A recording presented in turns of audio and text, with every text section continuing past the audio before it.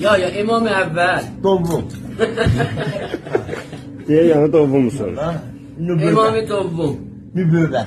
İmam-ı Sevvum. Cafer Sadık. İmam-ı Çarum. Musa Sadık. İmam-ı Pencum. Ali Mehmet'i. İmam-ı Şişo. Zeynep Bender. Zeynep Abıdı.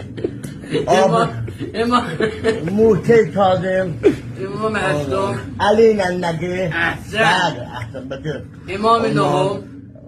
Hanım Zehra kurban olam. Qurbanov. İmam-ı Deham. Hanım Zeynep. İmam-ı Yazdeham. Allah. Ne derler? Hümeyni. Yok Hümeyni de var da. Müteyyen bana var. Onların suretinden. İmam-ı Sizdeham. Ahmet Hümeyni. Ahsen. İmam-ı Çardeham. Yapsan can. Allah. İmam-ı Çardeham.